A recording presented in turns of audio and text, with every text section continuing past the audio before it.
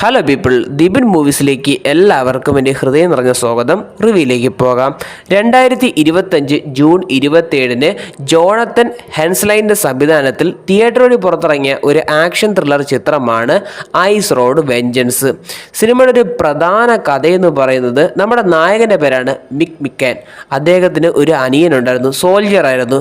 അദ്ദേഹത്തിൻ്റെ അവസാന ആഗ്രഹം എന്ന് പറയുമ്പോൾ താൻ മരിച്ചു കഴിയുമ്പോൾ തൻ്റെ ചിതാഭസ്മം എവറസ്റ്റിൽ കൊണ്ട് നിക്ഷേപിക്കണമെന്ന് തൻ്റെ ചേട്ടൻ്റെ അടുത്ത് പറഞ്ഞിട്ടുണ്ടായിരുന്നു. അതുമാത്രമല്ല, അദ്ദേഹത്തിന് ഈ മരിക്കുന്നതിന് മുൻപ് എവറസ്റ്റിൽ വരണമെന്നൊരാഗ്രഹമുണ്ട് തൻ്റെ ചേട്ടൻ്റെ കൂടെ. അപ്പം അത് സാധിച്ചില്ലാത്തതുകൊണ്ട് ആ എവറസ്റ്റിൽ തൻ്റെ ചിതാഭസ്മം മരിച്ചതുകൊണ്ട് അങ്ങ് നിക്ഷേപിക്കാൻ പോവുകയാണ്. അതിനുവേണ്ടി നമ്മുടെ നായകൻ നേപ്പാളിലോട്ട് വരികയാണ്. നേപ്പാൾ വന്നതിന് ശേഷം പ്രൊഫഷണൽ ആയിട്ടുള്ള ഒരു അസാസിൻ ഓർഡറിനെ കണ്ടുമുട്ടുകയും പേര് ദാനി എന്നാണ്. അപ്പോൾ അവർ കണ്ടുമുട്ടി നല്ല ഫ്രണ്ട്ഷിപ്പായിട്ട് പോകുന്നതിനിടയ്ക്ക് ഒരു ബസ്സുണ്ട് അവിടെ. ഈ എവറസ്റ്റ് കയറാനുള്ള ഒരു ചെറിയൊരു ബസ്സുണ്ട് അവിടെ. ആ ബസ് സർവീസ് ഉണ്ട്, കുറച്ച് ഉള്ളൊരു ബസ്സാണ്, കുറച്ച് ബസ്സുകളുള്ളൂ. അപ്പോൾ അതിൽ കയറുകയാണ് നമ്മുടെ നായകൻ. അവിടെയാണ് യഥാർത്ഥത്തിൽ നല്ലൊരു കഥ തുടങ്ങുന്നത്.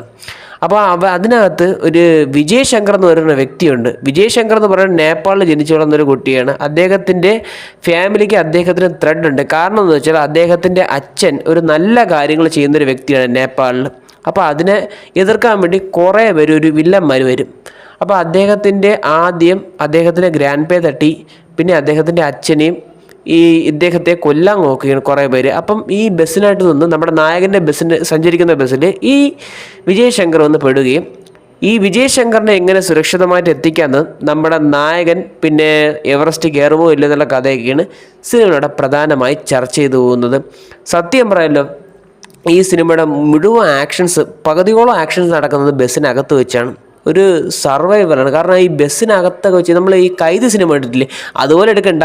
ഈ ലോറിക്ക് അകത്ത് എത്ര ആക്ഷൻ ചെയ്യണം. പക്ഷേ അതേപോലെ എടുക്കേണ്ട ആവശ്യമൊന്നുമില്ല. ഇത് സാമാന്യമായിട്ടുള്ള ആക്ഷനാണ്, പക്ഷേ കൊള്ളാം, കണ്ടിരിക്കാൻ പറ്റിയൊരു സാധനം തന്നെയാണ്. മസ്റ്റ് വാച്ചബിൾ ആണെന്ന് ഞാൻ പറയത്തില്ല, പക്ഷേ നല്ല സ്റ്റോറിയും എന്നാൽ ഓവർ ഹൈപ്പും ഇല്ല, ഒരു ലളിതമായി കണ്ടിരിക്കാൻ പറ്റിയൊരു സിനിമയാണ് ഈ ഐസ് റോഡ് വെഞ്ചൻസ് എന്ന ചിത്രം. നിങ്ങൾ മുൻപുള്ള ഒരു ഐസ് റോഡ് എന്ന് പറയുന്ന ഇദ്ദേഹത്തിൻ്റെ സിനിമയാണ്. ഐസ് റോഡ് എന്ന് പറയുന്ന സിനിമ കണ്ടിട്ടുണ്ട്. അത് ഇഷ്ടപ്പെട്ടിട്ടുണ്ടെങ്കിൽ നിങ്ങൾക്ക് ഇത് ഇഷ്ടപ്പെടാൻ ചാൻസ് ഉണ്ട്. അപ്പം അങ്ങനത്തെ ഒരു മൈൻഡ് വെച്ച് കാണേണ്ട ഒരു സിനിമയാണ് ഐസ് റോഡ് വെഞ്ചൻസ്. ഇത് കാണാൻ താല്പര്യമുള്ളവരാണെങ്കിൽ ആമസോൺ പ്രൈം വീഡിയോ വഴി ഈ സിനിമ ലഭ്യമായി തുടങ്ങിയിട്ടുണ്ട്. സിനിമയുടെ എൻ്റെ കാഴ്ചപ്പാടെന്ന് പറയുന്നത് 10-ന് ഒരു 5 ഒക്കെ റേറ്റ് കൊടുക്കാൻ പറ്റിയൊരു സിനിമ തന്നെയാണ്. മോശമില്ലാത്തൊരു സിനിമയാണ്. കാരണം വെച്ചാൽ ആവറേജിന് മുകളിൽ നിൽക്കുന്നൊരു സിനിമയാണ്. ലാസ്റ്റ് വേണമാണ് ഇതിൻ്റെ ക്ലൈമാക്സ് മാറുന്നത്. അപ്പോൾ നല്ല സ്റ്റോറി ടച്ചിങ്ങും അത്യാവശ്യം ആക്ഷൻ സീക്വൻസും പിന്നെ ഗ്രൂപ്പ് പെർഫോമൻസും എല്ലാം കൂടെ കൊണ്ട് ഒരു മികച്ച സിനിമയാണ് ഐസ് റോഡ് വെഞ്ചൻസ്. അപ്പോൾ ഇത്രയൊക്കെയുള്ള സിനിമയെക്കുറിച്ച് പറയാനുള്ളത്. വീഡിയോ ഇഷ്ടപ്പെട്ടു കഴിഞ്ഞാൽ ലൈക്ക്, ഷെയർ ആൻഡ് സബ്സ്ക്രൈബ്.